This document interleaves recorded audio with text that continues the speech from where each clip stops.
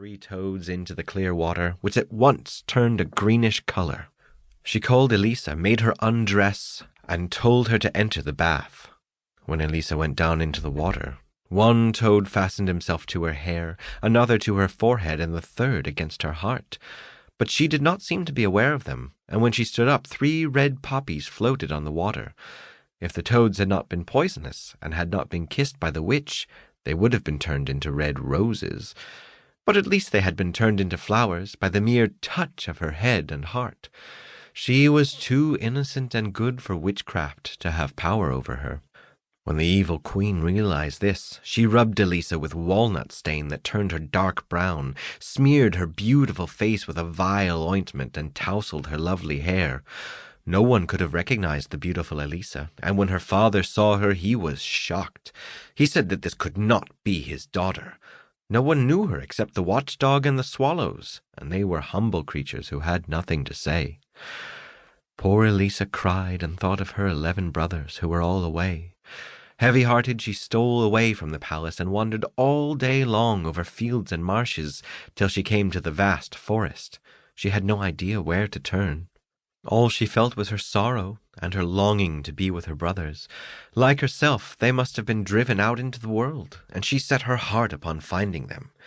She had been in the little forest only a little while when night came on, and as she had strayed from any sign of a path, she said her prayers and lay down on the soft moss with her head pillowed against a stump.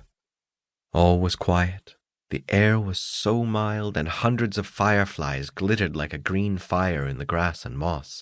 When she lightly brushed against a single branch, the shining insects showered about her like falling stars. She dreamed of her brothers all night long. They were children again, playing together, writing with their diamond pencils on their golden slates, and looking at her wonderful picture book that had cost half a kingdom. But they no longer scribbled sums and exercises as they used to do. No, they set down their bold deeds and all that they had seen or heard. Everything in the picture book came alive. The birds sang, and the people strolled out of the book to talk with Elisa and her brothers, but whenever she turned a page, they immediately jumped back into place to keep the pictures in order. When she awoke, the sun was already high. She could not see it plainly, for the tall trees spread their tangled branches above her, but the rays played above like a shimmering golden gauze. There was a delightful fragrance of green foliage, and the birds came near enough to have perched on her shoulder. She heard the water splashing from many large springs, which all flowed into a pool with the most beautiful sandy bottom. Although it was hemmed in by a wall of thick bushes, there was one place where the deer had made a path wide enough for Elisa to reach the water.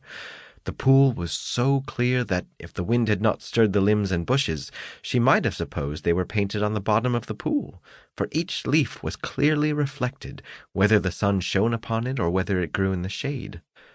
When Elisa saw her own face, she was horrified to find it so brown and ugly. But as soon as she wet her slender hand and rubbed her brow and her eyes, her fair skin showed again. Then she laid aside her clothes and plunged into the fresh water. In all the world there was no king's daughter as lovely as Elisa. When she had dressed herself and plaited her long hair, she went to the sparkling spring and drank from the hollow of her hand. She wandered deeper into the woods without knowing whither she went. She thought of her brothers, and she thought of the good Lord, who she knew would not forsake her. He let the wild crab apples grow to feed the hungry, and he led her footsteps to a tree with its branches bent down by the weight of their fruit. Here she had her lunch. After she put props under the heavy limbs, she went on into the depths of the forest. It was so quiet that she heard her own footsteps and every dry leaf that rustled underfoot. Not a bird was in sight. Not a ray of the sun could get through the big heavy branches.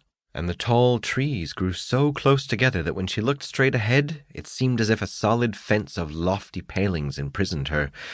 She had never known such solitude. The night came on, pitch black. Not one firefly glittered among the leaves as she despondently lay down to sleep. Then it seemed to her that the branches parted overhead, and the Lord looked kindly down upon her, and little angels peeped out from above his head and behind him. When she awoke the next morning, she did not know whether she had dreamed this, or whether it had really happened. A few steps farther on, she met an old woman who had a basket of berries, and gave some of them to her. Elisa asked if she had seen 11 princes riding through the forest. No,